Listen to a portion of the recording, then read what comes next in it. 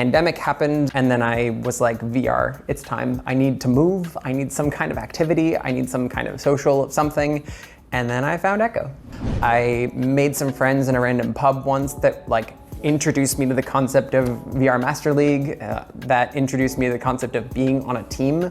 And from there, I just kind of got to try all the things. So I joined their team as a sub. I played in a scrim with them. I played as mid, didn't know what I was doing, but I then played against like a higher level team, and I got complimented that I was doing really, like I was a great goalie. Sometimes you need to get beaten, be mercied, to then realize why. Why were we mercied? What just happened there? I can go and I can blame my teammates, but if I think back and I think about myself, what could I have done differently?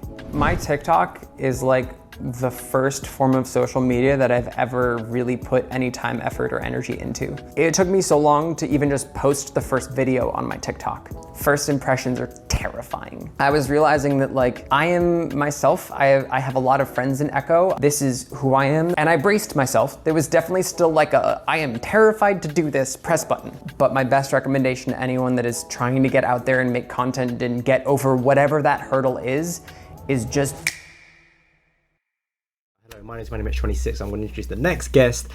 If you've been following this series for a little while now, you know that the past few have been in real life interviews. It's still called Top of the Pop just for consistency, but these have been in real life interviews that I had the privilege of doing whilst attending the Echo North event. Whole vlog, whole thing about that. If you want to go look at that, there's links below. We'll work that out. But I want to introduce this next guest. This is a very interesting one. A very interesting one. This is, and I mean this in the most like positive, like, I mean I'd consider this person a friend, and so when I say this, I'm saying it kind of tongue-in-cheek. This person is an absolute artist, like true and true. The personality there is artist. This person just wants to create. There's no intention to make money or anything like that. They just want to create, and they want to inspire others to create also. Awesome. That's one part of their personality. The other part is just nerd. This person is true and true nerd. I hope they don't mind me saying it. And that combined has just made this super technology empowered artist contemporary that I really enjoyed sitting down with and having a conversation. As always, I hope that comes across in the interview when you watch it back, and I hope you get immense value out of this one. A very inspiring on one hand, and then useful, practical. This person just, for example, we talk about in the interview, there's a moment we talk about TikToks. This person makes TikTok edits of Echo, and then makes another TikTok showing how they made the original TikTok, literally spelling it out how you can create just as this person has. Really useful, but also incredibly interesting. I hope you enjoy this. This is Wiggles.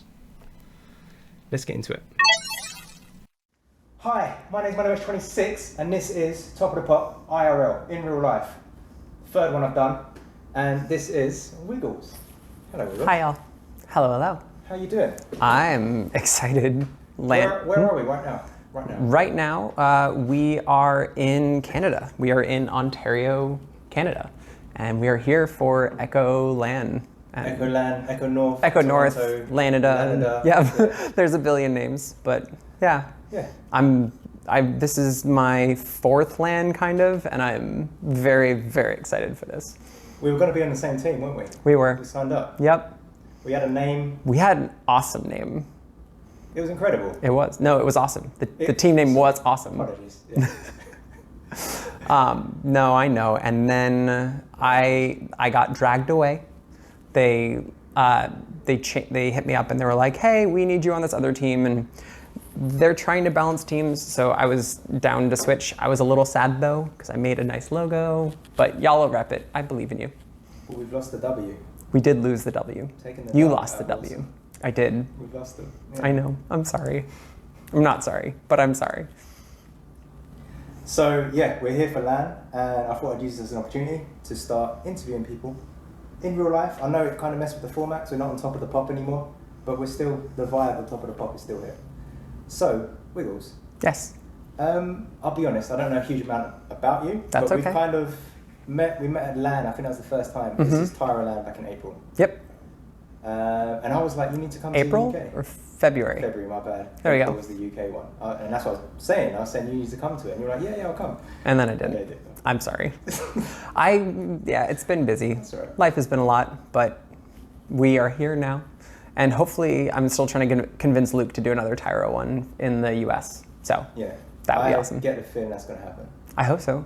I've only mentioned it like 12 times this trip so far. just hint, repetition's important for memory. So the more I repeat, the more he'll remember that I want it to happen again.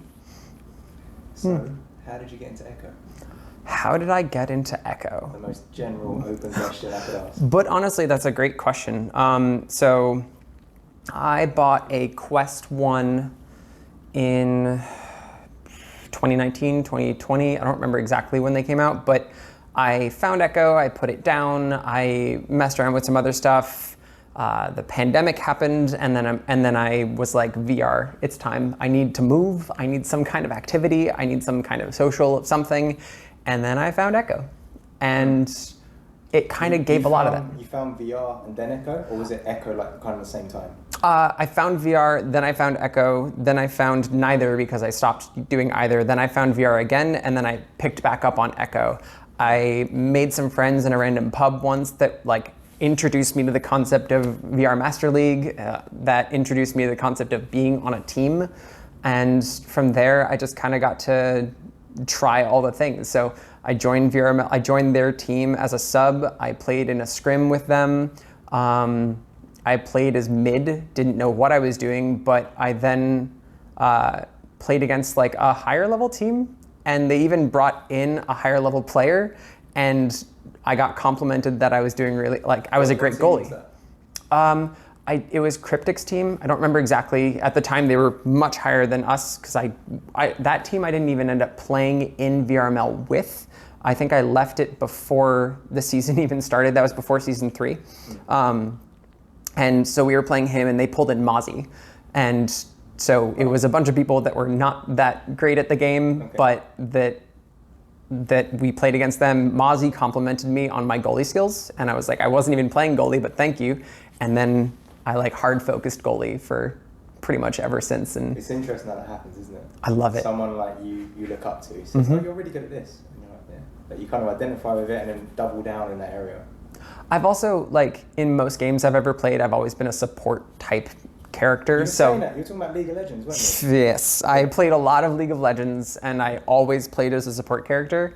And I think there's an aspect of something like a support character where a lot of what you're doing is like supporting your team. You are more aware of what's going on. You're doing a lot of communication. You're doing a lot of like aiding of the people that then get the glory.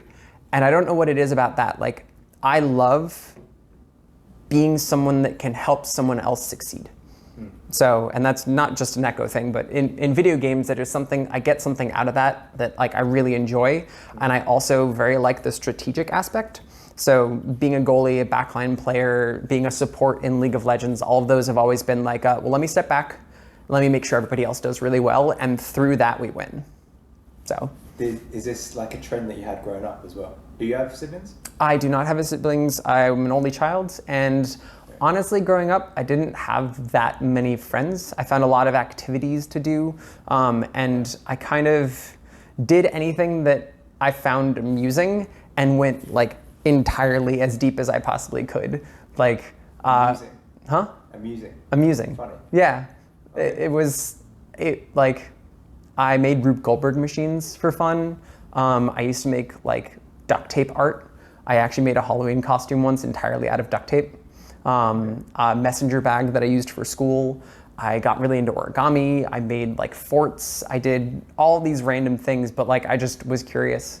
And I think it gave me a good sense of like how to analyze things, which like how do I accomplish the thing I want to accomplish? And I think that kind of comes back into Echo, at least on like that support aspect of it, where I understand a lot and I want to teach and I want to guide.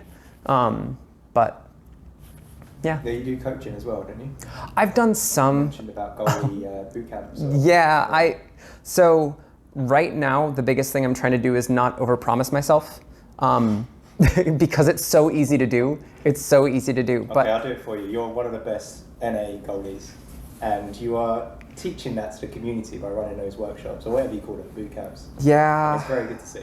I did one recently, and the stream got a little messed up, but because I wanted to make it something that could be enjoyed by others as well. So I have a server that is not like a let's chat server. It's purely like, hey, I have time, let me run a goalie training, and here's people that I can ping. So like I want to get back into doing that more. I haven't done it enough. I haven't done it a lot recently, but it is something I really enjoy doing. Where I'm more likely to do that, at least right now, is like if I meet some people in a lobby and there is someone in goal, I will almost always ask like, hey, I noticed you in goal. Would you like any tips? Is this like, would you be down to learn a little bit more? If I'm like waiting for friends to get online or something, I will always try to teach. It's just a thing I enjoy. But I appreciate the compliment. that is. Did that translate in League of Legends as well? Or No, not at all. It doesn't work like that, does it? No, not at all. The VR has something different, and especially Echo, the way that like Echo has been done so that you get, before you queue up for a game, you are already in a social experience where there are pieces of the game and pieces of like the fundamentals that you get to explore, while with also just like pieces of fun, like the little transformer mutation, the little like spherical toys in the blowfish and whatnot, and the ability to go to like the customization portal and use it, like one of the there's a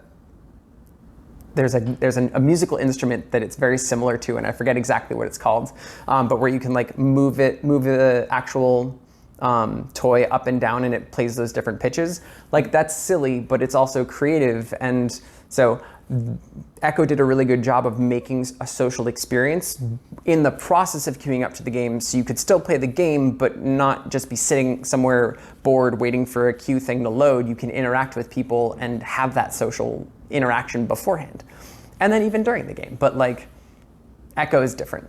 League of Legends there were a lot of times where I would play with some of my friends that were like, and actually some of them were real actual friends, but I would play with some friends that would sometimes be a little bit more toxic or a little bit like get upset really easily, and like because that also was a team-oriented thing, it ended up not always being as much fun.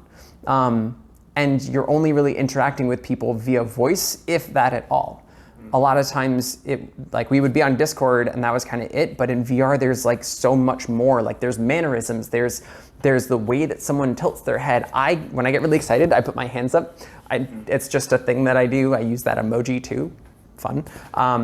But I can do that in VR, and people can see that in VR, and that can be something that like people can recognize that changes the way that they interpret what I say. And so no, nothing was like that in League of Legends, and it made it a very easy switch. That was actually something really interesting. The first LAN I went to, so in February, this is Tyro LAN. And yeah, the mannerisms. It's actually, like, I didn't think I would think about it. I'd think it would all be about the physical, how they look, and like guessing things like this. But yeah, just like, you're right, the tilt of the head and just how people speak. When someone's just completely still talking, they do animate. And that is tracked via a headset and controllers sometimes, just... Even if it's just a little dance. Yeah. But there's a lot there. I almost want to get glasses that you can tap the sides and have it like sync with your emote, because there's an aspect of like what emote people choose in game that like is a part of the social that you don't get in real life, that I almost want to like have something that does that. What would you... So that's a way to express yourself, is the emote. Is that a moment... Is it both now? Can you set It's now both. Yeah, you can set two different emotes. Have you had any ideas already of like other ways for an individual to express themselves? Like not even like, oh yeah, the color of my skin, like robot. The color of your robot pieces, the flare, the flare, the glow, cosmetics. But is there anything like an emote, or I don't know what I'm trying to say? Like as far as a theoretical game modification? I think I'm poking around that area because you bring up the emotes as a way to express yourself. Talk about sticking your arms in the air, people's head tilts like that. I also think there's one with like I like the banners, though I wish that there isn't really a huge benefit as someone that doesn't score very often and is mostly doing assists. Like my banner doesn't show up very often. My scoring sound now that they have out, which I really like, that doesn't get to play often because I'm not in a position typically to do a lot of scoring. So I almost wish that there was like something for saves so that those more backline players get something that they can use to express themselves a little bit more that has some of that variance. But I don't know if it needs it per se. The concept of like modifying names or like different banners and stuff, I like the concept of as well. But yeah, I don't know. Emotes are like, I have on my right, I have hearts, which has been the emote that I've used for forever. And then I just added, there's like this musical wave one. And so it's like love and wiggles. It's not really wiggles, but like that was the closest thing that I could do. Oh, you get wiggles love, wiggles love. So I am amused by it. So your name is Wiggles Dash? Wiggles Dash, yes. Was it always Wiggles Dash? No. No, what was it before? One you already know, so this is a leading question. But so before it was Wiggles, I started playing Echo Arena as Captain Wigglepants. CAPTWIGGLEPANTS. And I opted to drop the pants because it just, when this game is full of younger, less mature individuals, to put it in a nice way, that really enjoyed poking fun at my name, and I get it, I understand it. I just decided to opt out of that. I almost went with Captain Wiggles, but there was already Captain Will, and it felt like it was too similar. So I went with Wiggles, and I noticed that just Wiggles alone didn't feel complete, and I knew that everybody else was doing the dash thing, so I was like, all right, fine, I will add a dash, and thus became Wiggles Dash. But it's my favorite. I'm never changing it again. It makes me very happy. There was also an aspect of it for, I don't think I mentioned it at the beginning. I meant to, but I forgot to. My pronouns are they, she. So I wanted something like, I wanted something that maybe was a little bit less masculine sounding, just to, I don't know, like feel more right towards me. And the ability to change one's name, I thought was actually a really nice way. If we're talking about like methods of expressing oneself in the game, that's actually a really good one, is the ability to control your name and how you are presented. And if I were to say like a brainstorm thing, I would love it if there was an option, even if it was like in the menus and not something that was always visible, to show pronouns. So that someone that has pronouns that are maybe not what one might expect based off of something like voice, they have the ability to kind of define that and show that. Interesting. Yeah. Could you talk about pronouns and things like this? Does that lead into being more conscious of how you express yourself? That's why you think about the emote and things like this? I think no. So, I mean, it can. Every individual is different. For me, my ideal is not thinking about that. And what I really like is that through different groups like Tyro, whatever team I'm on, typically Beer League, I have found a group of humans that respect me for who I am, honor pronouns, and with them I don't even have to think about it anymore.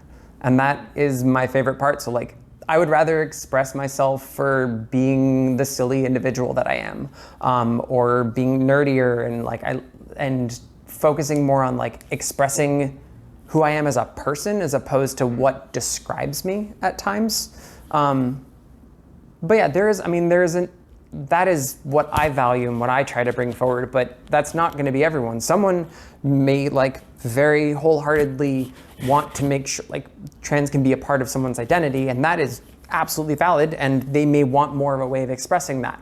So it's kind of situational to the person. For me, I just like being able to express who I am as a person. So self-expression. Self-expression. That's what so like getting to know you over the past couple of days and having this conversation now, self-expression is what probably titled this video. Where's my mind going with that? It was going somewhere. Oh yeah, about your art. So you're a dancer? You're an artist through many different mediums, right? Even VR. Even VR a little bit. But then a better example, more like visible example is your TikToks. Yes. When I look at your TikToks, I don't see someone trying to get a following or trying to achieve X and Y. What I'm observing is someone, okay, how can I express myself even more true to myself? Even more true to myself. Okay, but how can I, and it's really, really interesting to see it. This is how I'm observing, Mm-hmm. right? So I'll get your take on this Yep. afterwards. I'm observing someone that is to express myself as fucking true and congruent as I possibly can. How can I technically do this? And I see you with your like exploding technical mind working it out. You were talking to me about pedals, USB pedals connected to your PC, so that while you're teaching a coaching session, you can press a pedal and it will change the camera angle. Mm-hmm. That's such like a calculating like machine, rational way of working out this like emotional part of you. This emotional express me. This is me. People can't see it. Okay. That's me. And you're doing it. And that's one example. One example is a TikTok. I'll link it in the video and everything. Your TikToks, which are it's incredible. You were showing me like, oh, here's the video. You opened up the comments, and in the comments you had like a link to another video showing how you did it. Someone's saying, oh, how did you do that? Oh, let me show you. You connect the overlay here, and it's all presented in this 30-second medium, like piece of art, which is how I interpret you interpreting it. And there's even been a couple people that have reached out after that to like learn more. I've hopped on like Discord calls and shared screen and like help people set up overlays before. I don't know. I do want to take a step back though, and thank you for sharing your perspective.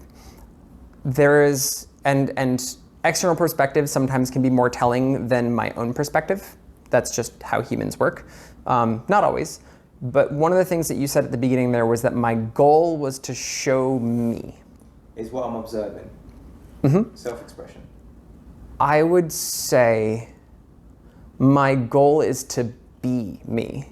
Okay. And what you are seeing are the way, like everything else is basically, right? What you are seeing are the ways that I self-express, but I don't think my goal is to self-express. Like, my goal with TikToks isn't to show people who I am. It's to really, one, build awareness of Echo to some degree, because the more people that are in, the higher likely we are to get like a competitive queue or something like that. Like the more people that are there, the better the game can be. Second, one of my mantras that is like something I could easily see myself getting a tattoo of. I also need to stop touching the mic. One of the things that I could easily see myself getting a tattoo of, one of my mantras, is seek knowledge, teach always, be kind. And sorry, slow down. Seek knowledge. Seek knowledge. Teach always. Teach always. Be kind. Be kind. Mm-hmm. Seek knowledge. Second one, sorry. Teach always. Teach always and be kind. So I've learned that like just being as curious as you can will help you learn about things that you never even knew you didn't know. And like there's a lot of different types of knowledge, but the more curious you are about the people around you and the more that you assume that you don't know anything about a topic, even if you feel like you got it really well, like if you go into a conversation assuming you don't know that much, it allows you to listen more, and you never know what you will learn and who you will learn it from. So seek knowledge, very important. Where I think a lot of my I think what that is actually, so the seeking knowledge part, a lot of that is what has gotten me to where I am now, because I incessantly ask all the questions all the time to everyone that I can.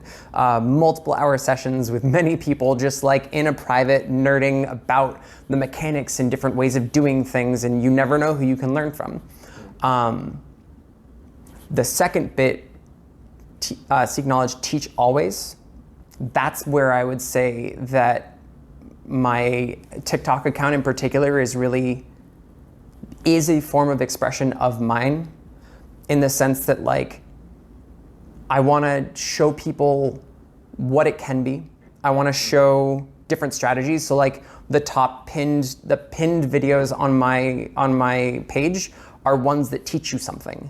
Like, oh, you've got goalie stunners on you. Leave your shield up and headbutt the disc.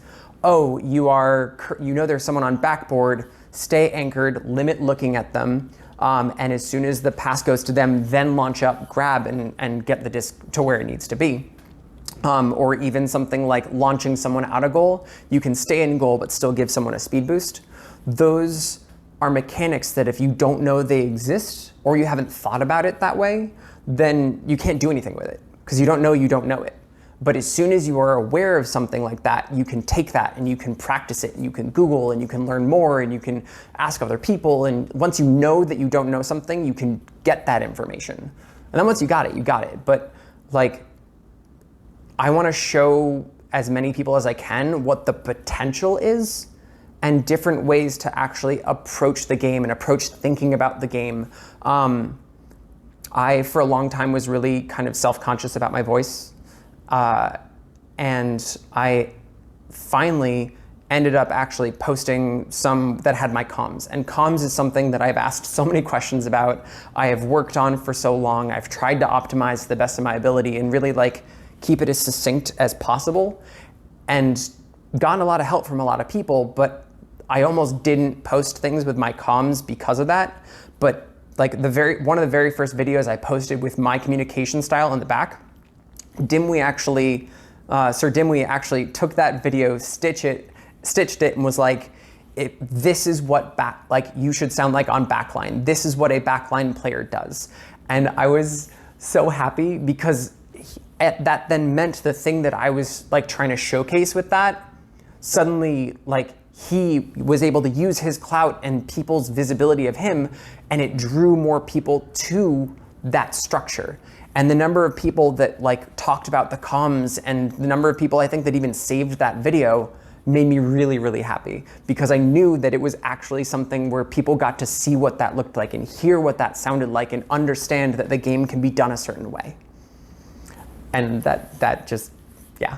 So a part of me is expressing, like, I want to be as inherently me as I can be.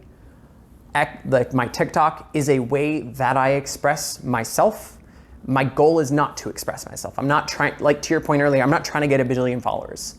But one of the things I am doing that does express myself is making that TikTok. And the main reason is for that education piece.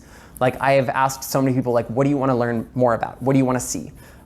With the goal of trying to get it so that I can make more content that is educational, that can help people understand the game better. Because I know that the more I understand it, the more I enjoy it. The more that I'm thinking about it in different like angles and ways to pass things and how to do things differently. And that's what motivates me. Some people just want to have fun, but that's what motivates me. There is one other part to that mantra: seek knowledge, teach always, be kind. And I will say that the more that I play Echo, the more that I want that to also be a big part of my TikTok. Because I have found that there are, and I'm sure I'm not the only one in this, but there are a lot of egos in Echo. At the higher levels, at the lower levels, it doesn't matter. There are people where they're like, their pride, their self-worth, that ego of themselves comes inherently from their ability to play the game. And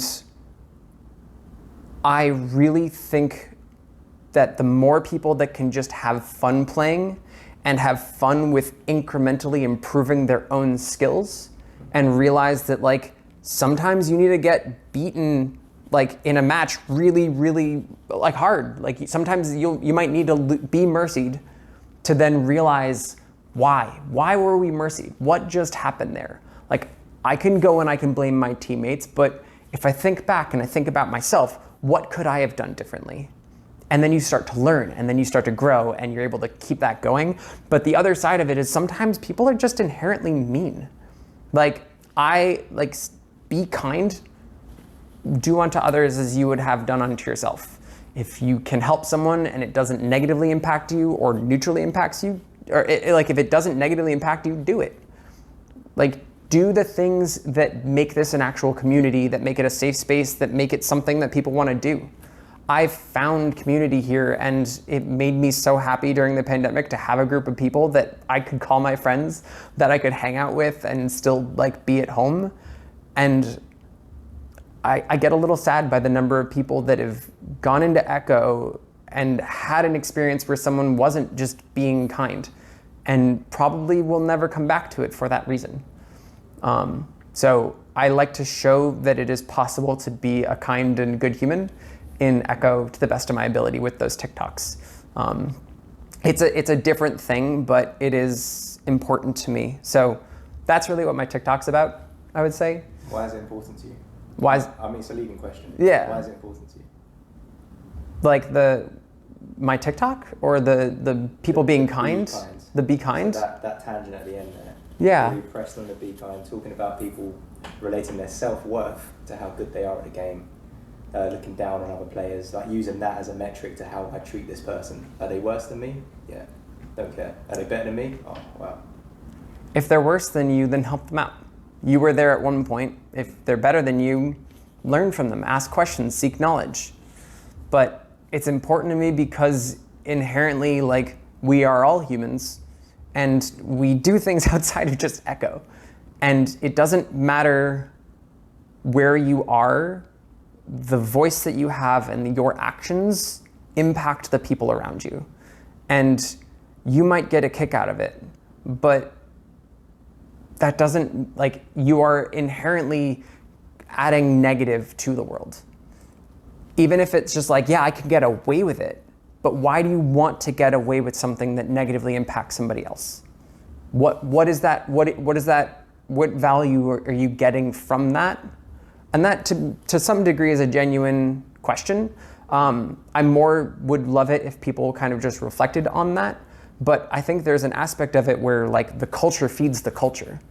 The more that people are toxic in Echo, the more that people feel like they need to be toxic to fit in. Can I give my opinion on this? Please. I think you'll agree. People, how do I want to put this? There's like frequencies. There's energies that we move around with. So people carry a certain energy, and that energy is determined by how you were brought up, your social economic background, the people you associated with growing up, nature, nurture, but more, I think, nurture. In my opinion, it is heavily weighted to nurture. Who's around you? What energies did you interact with when you were younger? And how has that molded you over whatever, 15 minimum, 20 years, 25 years, 30 years if you're older like that? It's energies.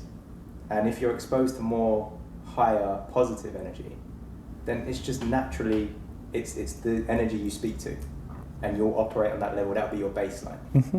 And then what can happen is, say certain events, say grief, something not nice happens to a family member, you could drop down, and if you don't work on it, maybe you'll stay down there. That's just a little example of how your energy can change by life events. But if that's your energy, that's your energy. So one individual can come into an environment like competitive Echo VR, and it's not nice, but they can thrive off of that. But if they're coming in at a low point, which is like destructive and just like cutting, if they feel like that, and that's the energy, it may not even be intentional, but that's the energy they give off.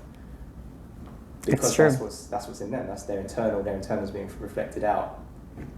And I mean, this is a whole different conversation. No, but this is huge. You can break this down, and you can work, like, you can fix it, but it needs the individual. It's kind of my philosophy now. I don't think you can fix people. If someone's coming from a low point like that, you can tell them. And the reason I'm bringing it up is because we're allowed to disagree. Yeah. I disagree with be kind.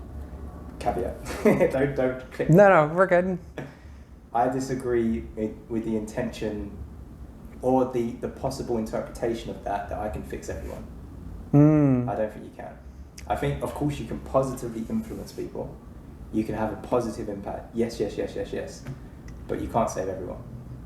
And I think people, if someone's operating on a low level, you can offer them positive. So this is what I do with this podcast. I make sure the guests that come on, if I get the gut reaction that it's not going to be positive, then they're not going to come on. They're not going to sit in that seat.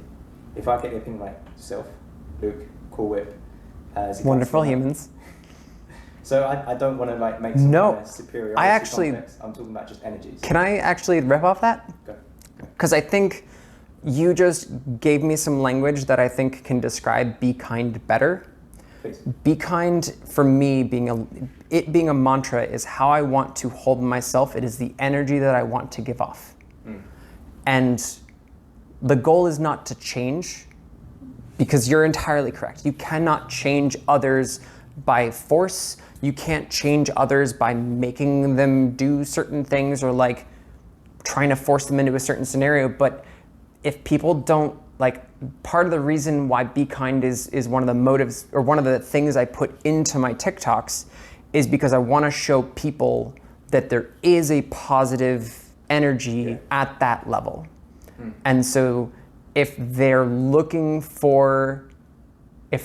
trying to consume echo content, or they're really enjoying it and they want to find these spaces, just knowing that there is someone that plays at a higher level that gives off this energy, they can do with it as they wish.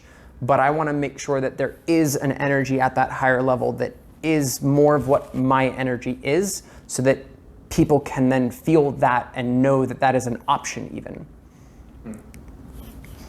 I go into pubs, and the way that I troll people is with kindness. Like, if somebody scores on me and I'm in goal, I tell them that was an amazing shot. And then that team gets upset, like, no, you're supposed to be like insulting or like say that it was a goal. And I'm like, no, that was a great shot. And my team gets upset at the same time. And this is one possibility, but like, the people around me get trolled by my kindness. There's also ones though where I join, and there's more of like a neutral energy, I think, in general. And people feed off of that positivity because there isn't something inherently there. And I have felt, and I've had people thank me at the end of pubs. Set the tone. I set the tone. And it's not like, I'm not trying to set the tone. I'm trying to be me, exist, and be kind. And that tone then is what they choose to adopt and take in as a part of what they're feeling in that moment. So I think that is a better definition of my Be Kind. It's how I choose to hold myself, to act, to what energy I want to give off, so that the world does what it does with that. But I would rather be a positive energy out there than one that is more destructive or negative. This actually reminds me of, there is this like kids book called What If Everybody Did It? And a lot of it is in concepts like, what if everybody picked up one piece of trash on the ground when they walked outside? Every single person. What if every single person donated a single penny to any natural disaster that happened, like the relief fund? If every single person donated a single penny, that is so much money. That is a lot of money. What if everybody chose to approach something with a certain energy, a positive energy? Also, what if everybody decided to be inherently maybe less positive and more closed off? Think of using that as almost like a thought. What's the word? Using that concept as a thought experiment to realize it's not likely that everyone will do it, but in order to get that outcome, I would need to do it. So if I love the world where everyone is positive, I can't make everyone be positive, but in order for that to exist, I have to be positive. I have to be kind and not positive. Forced positivity is dumb. You can be kind and still be not the best, and be not a positive person, not hopeful and always saying that things are great. No, be real, but be kind. Yeah, I'm just processing that last part about fake positivity. Oh God. Because the way I interpreted that, personally, when the idea of fake, or how I understand it, fake positivity, it's like denial. Everything's great. And it's the denial, and then the denying it is just making it come up even more. And the energy, we've talked about energy, right? Disingenuous energy does not feel good. And there's a lot of people that can feel that, you say, oh yeah, I'm fine. Yeah, right. Everyone can, there's a certain aspect of feeling, some people choose to ignore it, that a lot of people can like feel and connect with, and like you can say that you're fine, and if people know that you're not, that can make others around you uncomfortable. So that positivity, like always want to stay positive, it's not real. It can hurt more than it can help. But a lot of people do that so as to not negatively impact the people around them, when that actually ends up being the thing that negatively impacts more than anything else. So are you tricking people? Am I tricking people with what? When you make echo content, you teach them how to get good at echo. Mm-hmm. Are you tricking them into being happier people? No. I'm putting out my energy. And if they connect with it, then they connect with it. Are you educating them on echo? And then, do you know, like the like spoonful of sugar helps the medicine go down? You're giving them the content that they want. I want to get better at echo. I need to be the best. I need to be the best. Okay, here you go. This is how you get good. By the way, be kind. You see what I mean? Oh, let me just make your life a bit better. Or is that something that hasn't been consciously put in yet? I think like that mantra is so inherently who I am that I don't think I've ever purposely been like, if I make tutorials, then I can make people nicer, ha ha ha. Like, no. But like there is an aspect of that I would say that I want to portray in my edits, in my clips, in my various tutorials. Like I want people to feel good when they're consuming that type of content. And like it's not while I'm not going out there to do it, I would say that the thing that I want that might be the closest to tricking people is I want people to be exposed to the fact that there are positive people, that there are kind people. Again, positivity can be one hell of a word. But there are kind people at the higher levels. What does kind mean to you? Because it seems like, so the way you're framing it is so positive, you're using that to describe like a false, like a compensating, everything's good, and then you're using kind instead, and you're using that in a more powerful way. Could you break down what kind means? Or maybe describe it another way? What you're, because I'm reading it as you're using kind as like a more authentic, I really want the best for you. Positive is a direction, kind is an intent, I think. Like, kind, for me, like, with something like positivity, that's trying to push something away from negativity. There's inherently an opposite there that is like... Polarity, yeah. And I mean, there is an opposite to being kind that is being mean, but that's more of like a how do I act, and how do I, like, what is my intent? What is my desired impact here? So like, I want to impact things. I want to be a good person. I want to lead with kindness. I want to understand. And I think that there's, like, you can be kind to get positive outcomes, if that makes sense.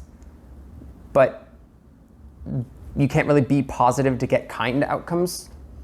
That doesn't quite match the same. Like, I can be kind and there could be negative outcomes because maybe I didn't understand someone all the way, or I didn't use empathy, and I didn't try and understand something from someone else's perspective, so that I knew that my actions would have a positive impact on them. I can be kind and and act with my intent in mind. And I think that is inherently a kind thing, is I'm acting with the intent of not doing harm and having positive impacts. But that doesn't necessarily mean that that's what I will achieve all the time. Some people may see that as disingenuous and want to do the opposite. I can't control humans. I don't try to control humans. I try to put out an energy that I want to see more of in the world, and that feels right and true to me. By the way, I love all the pushback and the debate. It's not even necessarily pushback, but like the shared perspective on that. Just to tie it back, that the seek knowledge bit, like these types of conversations make me happy. It was seek knowledge, yeah, Teach always, Teach always. be kind. Okay. Would you consider yourself a coach? Or is Yes. that a part of what you are? Yes. The wider wiggles. The wider wiggles. I love teaching people. If you mean in terms of Echo, Yeah, I would say that I am a coach typically on whatever team I'm on. Yeah. Sometimes to that team's detriment. It's happened before where like there was conflicting personalities and my desire to teach sometimes didn't always fit because that wasn't the vibe. Like, we're just trying to have fun. Oh, well, you should try re-grabbing this way. Oh, yeah, no, not really what they were going for. My intent was there. I was still being kind, but I wasn't, I was messing with the existing energy and what others' desires and goals and intent were. So didn't have a positive outcome, didn't have a positive outcome, though the intent to be kind was there. Yeah. And though I was being a coach. I have done lessons for individuals before. There's a lot of people that be like, yeah, I'll coach you as a team, and then they might show up once and then stop. I don't consider someone that shows up once and then never helps you again to be a coach. I consider them to be someone that taught you a thing, but I don't want to, like, I'm not actively coaching any teams right now except kind of my own. But I do really like coaching. And there are individuals that I have coached that I will like do repeat lessons. And most of the time it's because they ask questions. Like, for anyone out there that's trying to learn things, the more questions you, like, ask questions, be curious, ask questions, seek knowledge. You would be surprised at how many people are down to help you just because you actually asked for help. That's a thing. So there's people that ask me for help and then I answer, and then they ask me again and I'm like, okay, and then I answer. And so in that way, there are people that I now do coach, but it is a thing that I enjoy doing, coaching. But I think that I just want to be purposeful about using that word. But yes, I'm a coach. To answer your question. That's all right. Talk as much as you want. It's your moment. This is all about you. But so coaching, TikTok content, and you're actively playing as well. You're actively competing. Yeah, I'm currently on a goalie, most of the team's goalie. For VRML, I'm currently on Trash Pandas with Oliver Ending and a couple other people. And for NEPA, I'm actually on a NEPA AAA team, which I know you don't necessarily have in UK, no, but I'm very aware of. But you're aware of it, yeah. So I'm on the St. Charles Lions for NEPA. St. Charles Lions. Okay. Yeah, I have Where's St. Charles? I don't know. That's the name of the team that I am on. There is also the Nashville Legends, so I think that there's something about those that are tied. I don't really know. I also could be saying it might not be St. Charles. No, it's St. Charles. It's St. Charles Lions. It's so easy. It's in the off season, so I haven't played with them for a while, so I haven't been saying the name St. Charles Lions recently, but it's St. Charles Lions. So were you drafted in? How did it work? Yep. So any NEPA, AAA, or Pro is all draft based. So I got in as a scout, then there was a scouting match that then bumped me up to PDR, or the Pro Development roster. I played a lot of scrims within that, which gives the NEPA teams and owners visibility into the different people and the play style. I also believe that my TikTok was something that helped me in this regard, because it gave another method of describing who I am, my intent, and my actual abilities and gameplay. So, like, there's a couple of different things that ended up actually kind of doing that, but I believe that is part of the reason why I got drafted, and also goalie, because that is something I've driven so hard for so long that it is fair to say that I am really proud of what I have done, and I am a good goalie at this point. So, but NEPA, I got drafted in this for the second season, and I'm excited for next season. You're in a really good spot. I think so. I mean, generally, what I was saying with the competition, your content that you're authentically creating, and it's being received well by the sounds of it. You're coaching as well in sessions. Which I need to do more of. I want to do more of, but I also don't want to overpromise. But you've been playing for 2 years. A bit over. What did Wiggles like life online or offline look like a couple of years before that? Is this like the Wiggles formula? Have you just imported that into your Echo world and like, this is what's going on now? So my TikTok is like the first form of social media that I've ever really put any time, effort, or energy into. I talked earlier about like being a little scared to like share my voice on my TikTok. It took me so long to even just post the first video on my TikTok. Like I've been clipping for a long time, but I hurt my hand and I couldn't play for a week. And I was like, I want something Echo. Do you remember how that felt? It's going to be weird because right now you're so confident talking, but can you put yourself back into how you felt? And I'm saying this because there may be people watching this that are there and they're like, talk on a TikTok, my voice. Or not, maybe a different accent. Not an English accent. Yeah, like, could you put yourself back into how that felt and like perhaps what pulled you forward? Or was it just like, this is silly? Why do I care so much about my voice? Who cares? Like, I mean, that's sort of where it ended up getting up to. At the end of the day, it became kind of like it's not a big deal. Like, it is. The thing that I have learned in my life is that the thing that I am the most scared of, and there's probably a lot of people that relate to this too, are first impressions. First impressions. First impressions are terrifying for me because, like, if I get a bunch of, like, if I'm doing something for the first time, I'm exposing myself to this, and the world reacts in a negative way towards me, or like the comments are not kind, then it feels like the world itself. Shame is a very powerful motivator. It has been a powerful motivator that has gotten us as a species to amazing places, but it doesn't feel good. And that first inherent reaction that you get from something sticks with you. And it becomes something that's ingrained because of how strong of a motivator shame can be. So the avoidance of shame was kind of a lot of my goal for a lot of my life, was avoid being shamed. But I think one of the things that helped, so at the time, so I am trans. I'm a transgender individual. I was doing a lot to understand myself. And I was becoming more at peace with myself and doing more to express myself and be myself and really figuring out what that was in the first place. What I think really helped me was feeling that out, doing that more, and to quote myself, realizing that doing the thing that I inherently knew was me and would make me happy didn't make the world explode. I literally didn't know what the negative outcome could be for a lot of it, but it didn't make the world explode.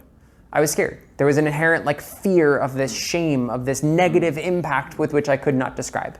And I didn't know what it looks like, but because I didn't know what it looked like, it's very easy for a brain to fill in all the things that it could be until it actually happened. And then I learned that the more that I did that was true to me and just putting myself out there, I didn't typically get a lot of negative impact. So like people were really liking the content that I was coming out with, and I was realizing that like I am myself. I have a lot of friends in Echo. This is who I am. This is what my voice sounds like. Let's just go. Let's do it. And I braced myself. There was definitely still like I am terrified to do this, press button. And waited, and I think that there are a couple of videos that I've put out that have been like, let me refresh, are there notifications? And that was one that I did that with. But then like Dimwee's comment and what the community actually did around that, and that first time is the scariest. But my best recommendation to anyone that is trying to get out there and make content and get over whatever that hurdle is just do it. especially for things online, there will be people that hate it. There will be people that like it. Do it because it's you. And that's it. And who knows, especially for me, like there is one of the things that I like about being a higher level player and having the like NEPA visibility and things is I am an openly transgender individual. And I can show that too. That like, hey, look, you can be trans and be playing at a higher level. This is not something that is just a boys club. This is not some like you can be you and play this game and find a community and be happy. And again, I just want to put that out there so that people can see that, like see that there's an example of someone like me that can do the things that I've done. And I hopefully that pushes others to do that and then more. Like I don't actually want to get like no longer be a part of NEPA, but like if there are enough people that grew in the game to the point where it no longer, like I was not playing it as competitive of a level, like that's awesome. And my hope is that there are some people that learn from some of my content that gets there. If I teach people that then get better than me and like push me down, word, that is like achievement unlocked. Again, like I want to shine a spotlight on someone else. So I think I tangented a little bit, but the inherent thought there is like, just do it. As long as it's true to you, just do it. I was going to say, I really appreciate you sticking around that area, right? Because I don't think you actually used the word, but for me, that's courage. It's courage. You're at a point of like, so shame's there and it's big and it's scary. So you sit in fear of, the word's going to end. And then what put you over? Or is that how it felt? Was it like? Yes. Yeah. Yep. But something in you stepped up. And like. It was enough. I'm running out of words to describe it, but it's courage is the best word I've got at the moment. Your courage came through. The courage came through because I had enough positive, and I use the word positive because again, directional. I had enough positive experiences that allowed me to realize that I could be safe doing it. And that did everything. Is it a thought that I've been just like toying with recently? I think of things like in terms of decision making and opinions and things like this. I see it's like a needle. And then we're always trying to just tilt it, or like a scale, or like a seesaw or something balancing like that. And depending who you're hanging around with, what you're reading, what you're consuming, what you're around, it tips it. So for example, what we're talking about right now, so the example of posting, sending your first post, you had anxiety about your voice, you didn't want to have your voice on video. So you were like, fuck that, I'm not doing that, I'm not doing that. And then whatever, and this is what I'm curious about, this is my leading question, leading into question is, what was the thing that, does this make sense? So here's like, I'm worthless, I can't do this. And then you fucking clawed that over to, yeah, okay, I'll do it, I'll post. You posted it, and maybe it goes back down. Maybe, why did no one reply? They hate it. And then maybe another one, another one. And now you're in a point where you are, there's always more to go, but I can just feel you're just you now. And I can see it in your produce as well. Your art, your photography you were showing me, your eco-educational series, but just generally, you're now your part. That's like levels ago now. And but cool to see. What you said about it, like it gets there and then it fell back. It did entirely. Because actually, you've like an outside force has pulled you over, but who you still are is what it is. You're still down here. And it's that inner work to get that back up. But sorry, I interrupted you. No, that's absolutely fine. It still popped back down. One thing that I just want to, if people are going to hear this or see this, this is another like mantra-esque thing that I have learned that is very powerful that helps. Assume positive intent. You just talked about like, oh, no one's posted, they hate that.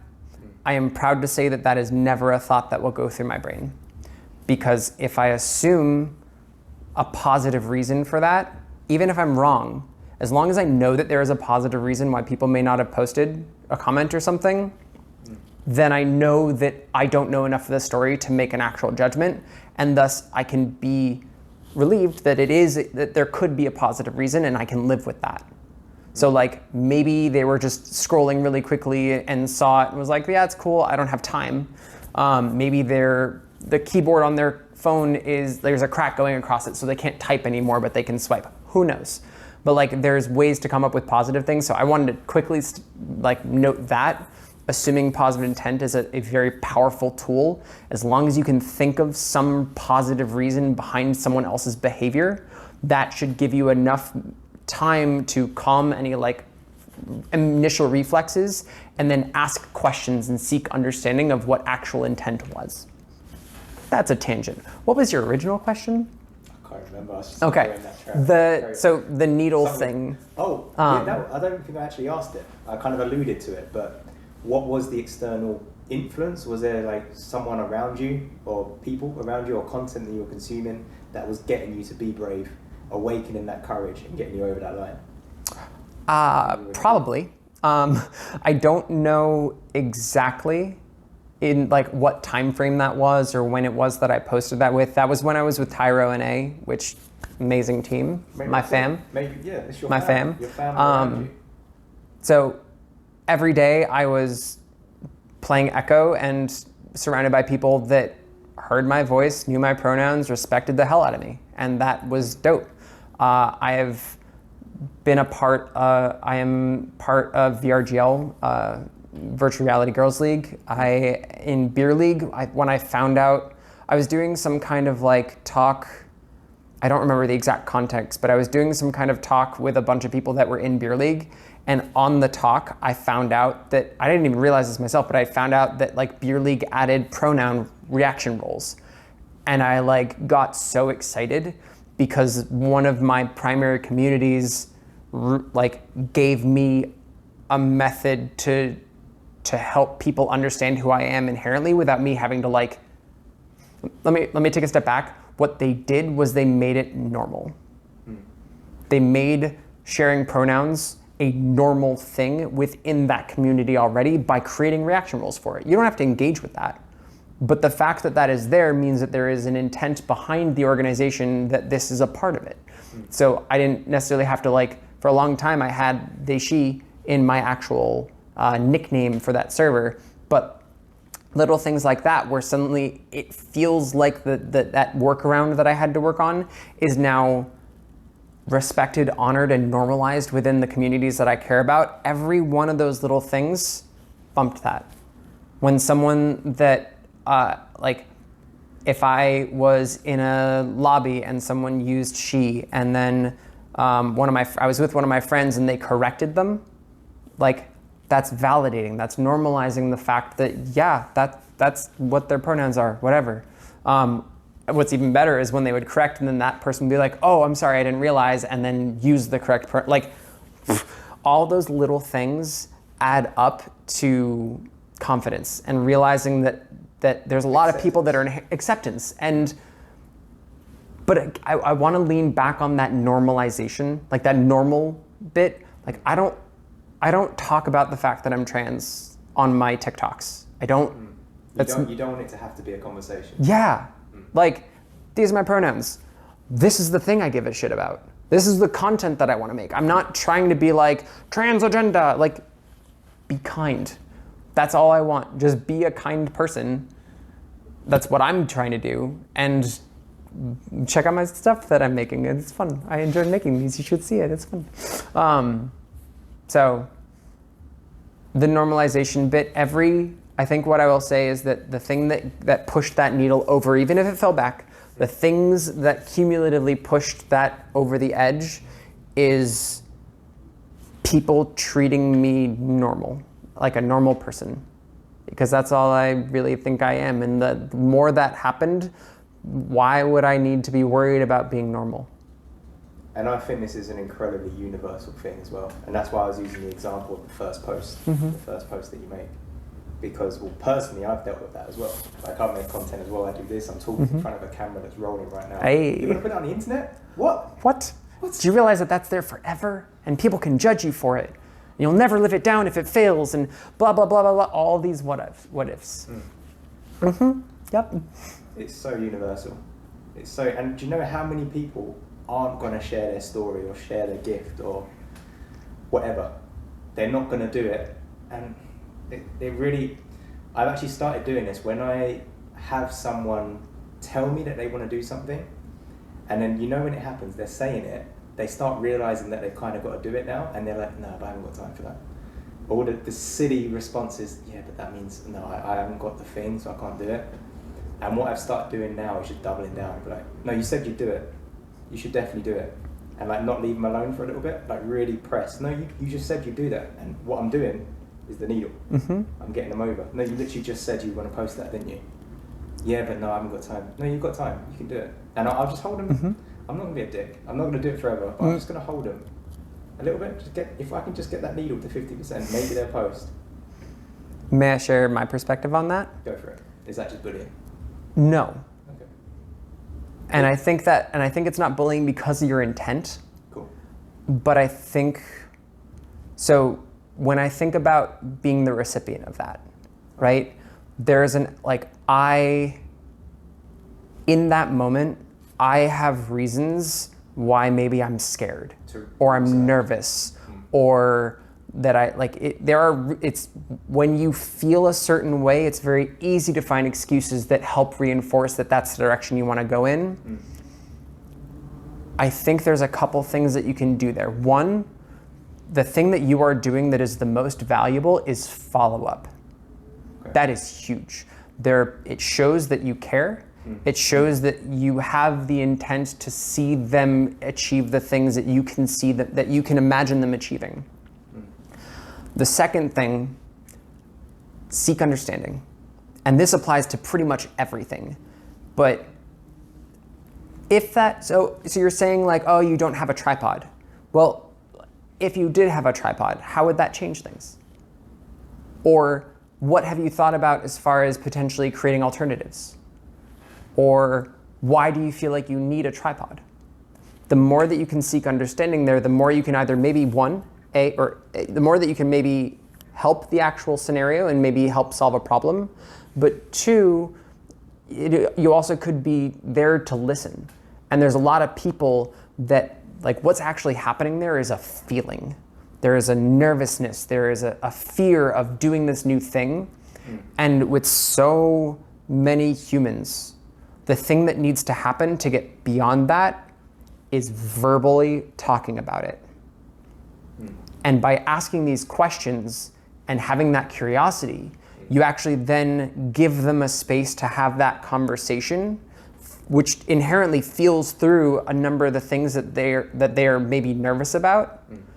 And then if you find out that, oh, well, I don't think the video is going to be good enough with a tripod, or I'm actually really nervous to do this, or like I changed my mind because I realized X, Y, and Z actually might be a better way of doing whatever, you then can either be there to hold space and make them be like, but I genuinely think that, like, as a first go, a tripod may not be the right call because it's your first attempt. You can always, every time that you fail, you learn from it. Cool. Or, oh, I mean, do you want to see if we can figure out a way to make a tripod real quick? Like, it just needs to, the goal is to keep the phone still. So let's make your phone be still. There's different things that different people need, but that pressure that you are sharing, like the follow-up is amazing, but I think that, and there are some people, and this comes from knowing someone, there are some people where that is perfect. That is exactly what they need. Yeah. But you need to make sure that you do that for the right people. If someone played on a lot of sports teams in high school, that is probably a very effective method because of a very common way of like motivating people. Come on, you can do this, get up, you've got more, you just push. For someone that maybe didn't, and that like seeking an understanding and hearing them out and making them feel comfortable and validating their concerns and then reinforcing the fact you have so much to share. And I know how great you will feel if you are able to successfully get to the point that I believe you can get to. How can I help? How can I be there to support you? Yeah, that's what I'm getting. How can I be here to support you rather than, because where I'm coming from is a positive place of I'm holding you accountable, you're awesome, you can do this. But where I'm coming in a bit boisterous, it's like, no, stop it. It will make people shut down. I think that's what I'm hearing from you, which is incredible advice, by the way. I'm knowing what you're saying here. Thank you. You're saying about coming in just a softer approach. Like, rather than putting them back in their shell, A curious approach. Seek understanding. Mm. And the more that you understand someone, the more you can tailor it directly. Like, as I said, there are people where that like hammering home force, that is perfect. Yeah. But that takes knowing them. Mm. So you need to be curious about the individual to understand what motivates them, where are they at, how are they feeling, to then be able to actually provide what is necessary. It's sadly not a one size fits all type deal. Spitting knowledge. Listen to this. By the way, have you got this from Stephen Covey? 7 Habits of Highly Effective People. I've read it. I'm very bad at names, so I didn't remember that. That's cool. But that is something that I read that book, and what I found is that it gave me some language to express some things I've already felt. Where I actually got a lot of this, honestly, is customer service. Customer service. Okay. I worked at an Apple store for 4.5 years, 4.5 years. and I didn't make commission. And my only goal there was I used to phrase this as like, my job is to be a goofy nerd and help people. And in order to do that, that's still your job today. That's still my job today. It's still my job today, and I love it. But that's where I learned the power of curiosity. And that's where I learned the power of understanding where people are at and what they want to do and what they want to accomplish and how they want to like exist. And being able to then use your existing understanding and expertise to tie that back and then positively benefit. But if you go around just trying to tell people information, they're going to receive it however they're ready to receive it. If you have information and you're able to tailor it to an individual based off what they are thinking about and what their goals are and dreams are, that's different.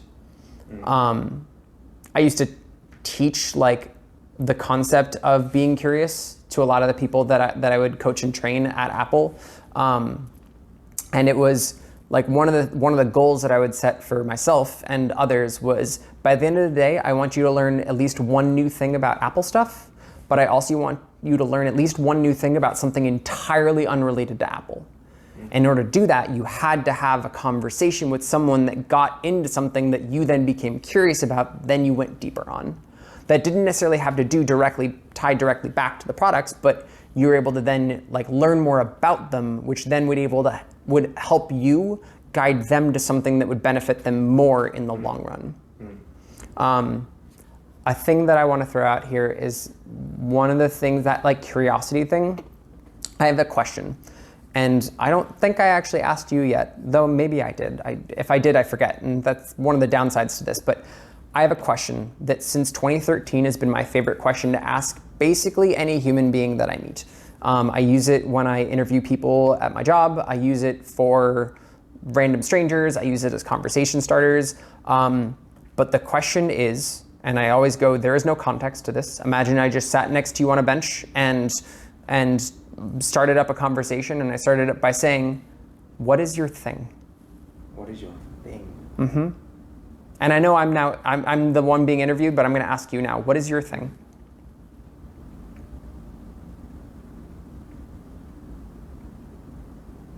So I genuinely have been thinking about this. It was an 8-hour flight from London yesterday. Yeah, yesterday. But the days are just they blur together. They blur together. Right now, I don't even know what time it is back home.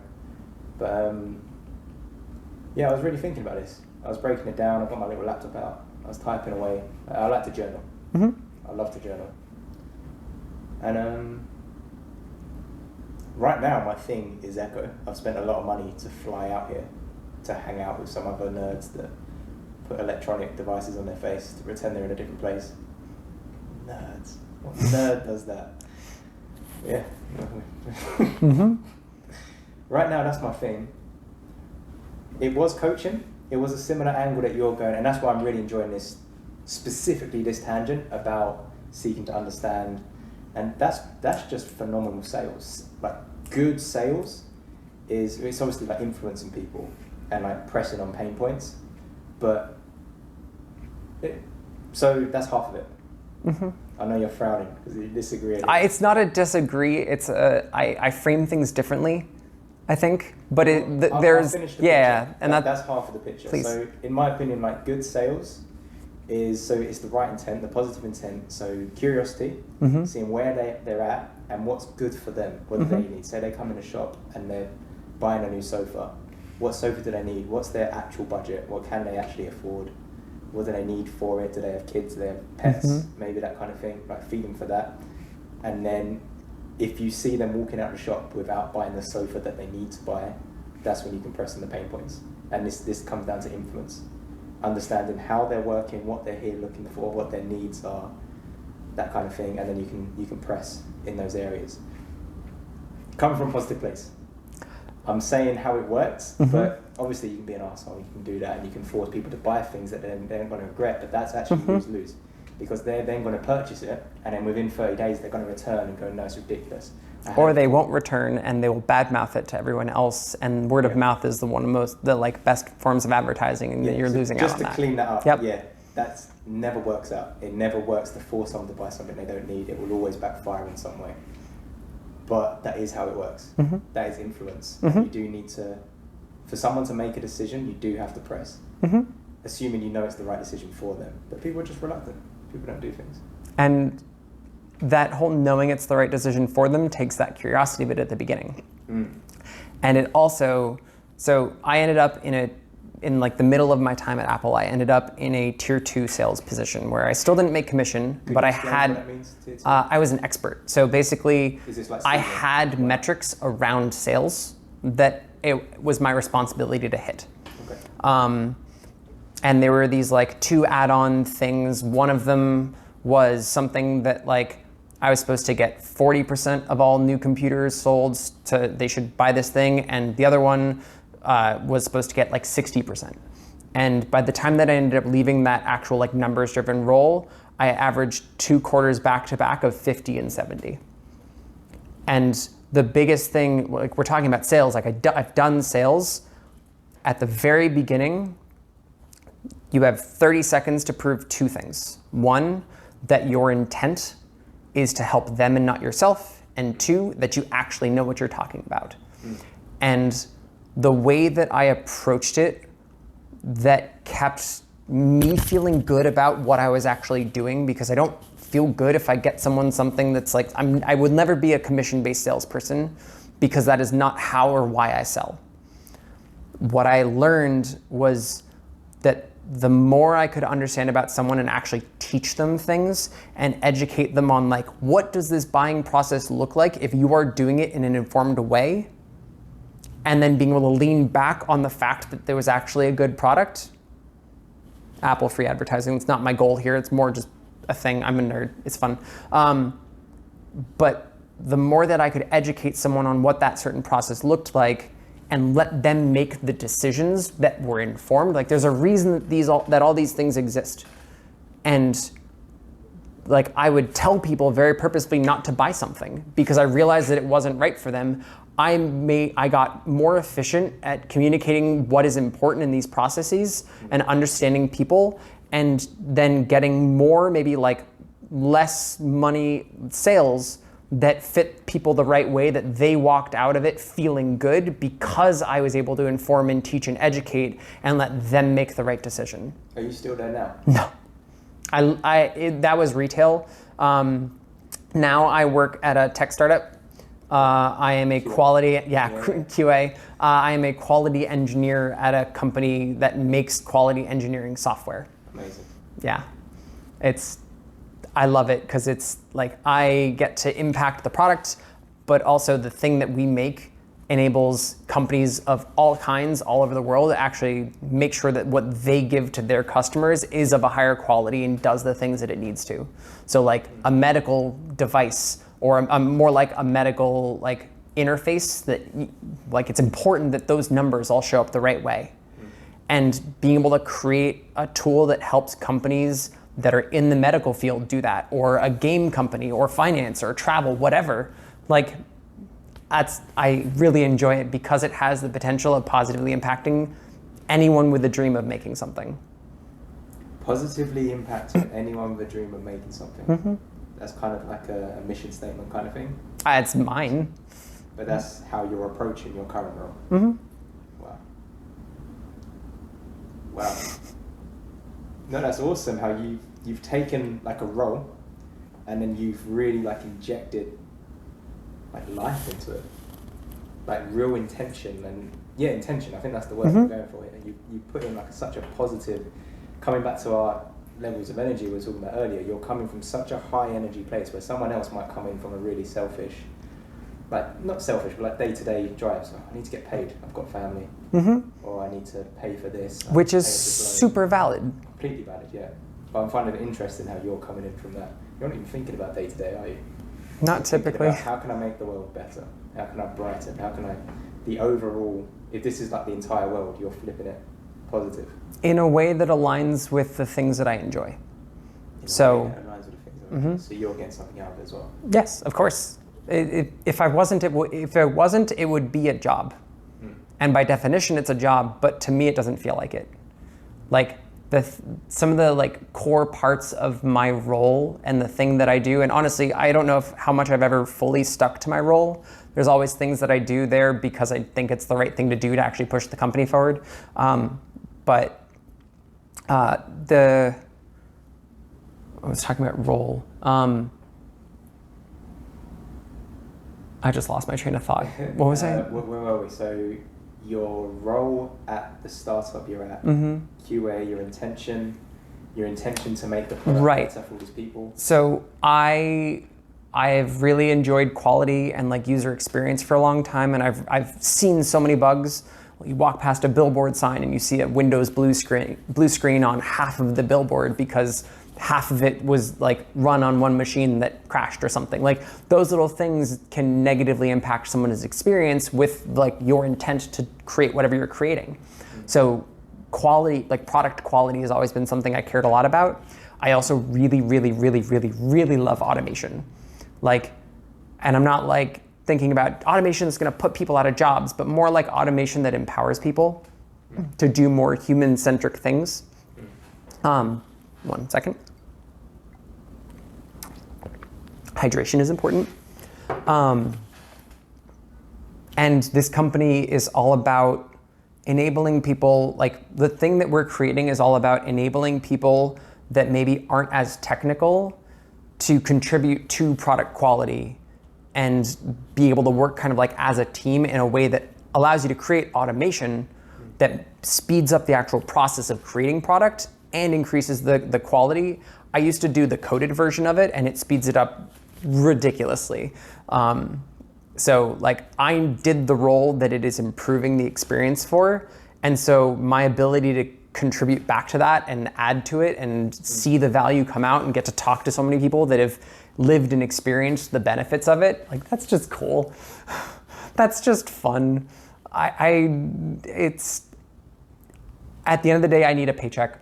I do need to like pay rent and things, but that isn't why I go to work.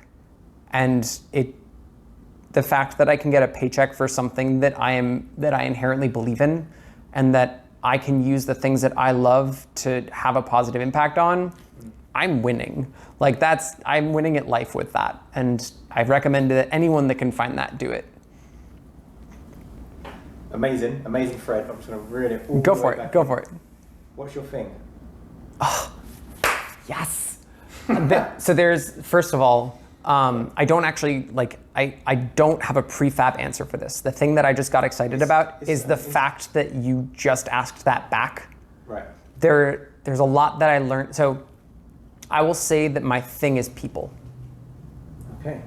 And like, I'm not a stereotypical extrovert by any means. I definitely need recharge time, but people, it comes back to that curiosity. People are interesting, that want to teach, that want to be kind. Like all of those things are inherently who I am, and I can't do that without other people. Those interactions with others are what give me, like, they drive me so much, and I feel, I love those interactions so much, and that, like seeking understanding, there is so much about what we do on a day-to-day basis that is people-oriented. And being curious, seeking understanding, learning from anyone that I can, teaching others, like even all the way back down to like this question of like, what is your thing? All of those tie me back to people. My job, a positive impact on people's experiences, on humans. Like my thing is humans and all the different connections that you can make and the different ways that things tie back to that. I didn't used to be my answer. It used to be dance, and then it was automation, and then it was problem solving. But I realized that all of those things kind of like trickle back up to the kind of central source of humans, and humans being interesting creatures in general and wanting that curiosity to exist so much around who humans are, who we are, who I am. Humans are interesting. So my thing is humans. And so, yeah, that's your thing, as you say, trickled back up to humans. And that's expressed in your career as a QA engineer. I was going to call it career, kind of is, like your echo hobbying of coaching. Content. Echo passion. Echo passion, yeah. Do you see anything else emerging? Is there any, did I ask you this last night, actually? No, maybe, but I don't think so. You asked about it with like art, the context of art, or at least that's how I interpreted you asking the question. Yeah. So just ask it. What are you? Where's your curiosity taking you now? I think that's the question I had dwell in there. So, is there anything you're seeing from afar? You're like, I'd love to really sink my teeth into that. So, fast list. Zouk bachata social dancing. Sorry? Zouk or bachata is social dancing. It's a type of like partner dance that my roommates in my current place really love and do avidly. And so there's a curiosity about that and like a desiring to learn. Product management and product leadership. Within how do I take the concepts that I have and have a larger impact by educating people on that and making process repeatable and scalable. A lot of that's communication, a lot of that's understanding that intent and seeking understanding and really like having the ability to like educate and teach people different ways of thinking about problems. The AI, machine learning, there's so much potential to use that to do good. Where there is good, there will always be evil, but the concepts that are there, if we can start using them as a tool, like there is so much potential. And not like, there's some, and the UX in particular around that, and also the machine learning around, or the testing around that like quality aspect of that, I'm very intrigued by. From you, we were talking about quality in VR products. And one of the things that I really my brain has just been going on for a while is like, how do I take the concept of the company I work for and apply that to something like virtual reality or augmented reality and create these automated processes to speed up development of it so people can make these rich experiences while protecting the actual experience that they are trying to create without having to put in hundreds of manual hours just to push out a new version. So the technology space is really where my heart sings and where my curiosity likes to reside. But like the things that I just mentioned are human enablement, human connection, and having a larger impact on the humans that I want, that the thing that I'm working on can have. So all tie back to human, but like there's different avenues that I'm currently going down. You said it. You said human enablement as your way of approaching technology. Yeah, that makes sense. There's a Steve Jobs quote that I'm not going to say correctly, but it's like one of the kind of like the ethos of Apple that he wanted to create, and it's living at the intersection of technology and the humanities.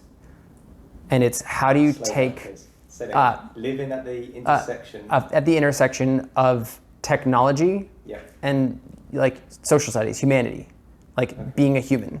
How do you enable us to be more human with technology? Yeah.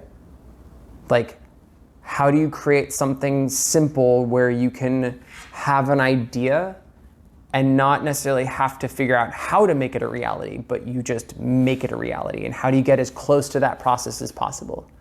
You have an idea to capture the sunset. Your phone has a camera. Great, now you can do that. And every day the software gets better to make it better of a photo and better of a capturing of that moment and make it easier to get the actual outcome that you were looking for. And this is not just an Apple thing, this is technology in general, but that ethos behind like, where does technology and humanity intersect, and how do you make that seamless and find the power in simplicity that I am very curious about in as many aspects as I can. And like going to like that social dancing bit, like also being curious about what else does it mean to be human? Like the experience that I've had doing partner dancing is something unlike anything I've ever felt. Connecting with people in a space that is established, that is safe, and having like actual physical touch and listening to somebody else's movements, like listening to movements is something that I never, until you actually take the plunge and do it, it took being in an environment that is safe. The people that are now my roommates were my friends at the time that I first did it, and they drove me to actually making that first leap and getting that gauge to the point where I did it. Like the way that I feel comfortable with others has changed because of that physical connection. And because I've explored more about being a human, it opens up my curiosity for other ways that technology can impact that. Like one of my friends that I now live with has in the past been a teacher of like zouk or bachata, these social dances. And one of my favorite moments in VR where it was kind of combining these two, I brought her into one of like the 3D paint apps. Oh, hello, Lamp. I brought her into one of the 3D paint apps, and she like did a dance move while holding down the controller, and she was able to see the path that her hand took. And like that's something that she's tried to teach people before and provide a visual for, but she did it and she like sat down on the floor and was like, this is the shape of that move. And I've tried to explain that before and I can't. And so when you're thinking about like, how can you evolve the human experience with technology? Curiosity, have you ever, well, has your curiosity ever taken you to martial arts? Like diverted from that? My curiosity has gone there. I have never gone there, but I have been very, very curious about it, especially because for me, I have very, very strong ADHD. And one of the things that I found a lot that helps me a lot, it's like, as opposed to physical exercise and going to the gym, meditation can be a mental exercise. And I feel like there's aspects of like martial arts that can be somewhat of a combination where you putting so much focus into your body that you are being purposeful about that focus and energy and intent that you are then channeling to a certain outcome, like similar with yoga. But I also like the idea of being able to defend myself because not everyone is a nice person. So the concept of kind of combining some of those is definitely something where my curiosity has been piqued, but I have never actually acted on that curiosity myself yet. That's cool. I was wondering, because that's how I'm relating what you're talking about dance. I haven't done so much dance, but I have done a little bit of martial, just a little bit, like a few different styles. Yeah. And that was my experience. Learning, so you learn about your own body, you learn about the limits, the angles, the sizes. I did Wing Chun, which is a lot of like locking arms. You know how like deers would like lock and yeah. That's how I think about it. So your arms are locked, particularly in this type style, you lock, and then your arms are like crossing, and you're like trying to get past them. And interesting. things like this, and that's what I thought about, because I'm like a few months in, I'd be flowing a little bit. I'd be flowing and finding angles, and then you realise that subconsciously you're learning your partner where their arms are. I'm learning about my own arms and what it feels like. They train you to do it with your eyes shut. So you lock arms, close your eyes, and then you feel like that. That is the next guest who's lining up. So we're going to have to wrap this up. We'll do a part 2 as well, and we'll actually do it in VR as well. I would love that. I'm totally down for that. Nice. Yeah. I'm going to answer that call. But Appreciate you. You're appreciate amazing. you as well. You too. Thank you for doing so these. much for doing this. Of course. Cheers.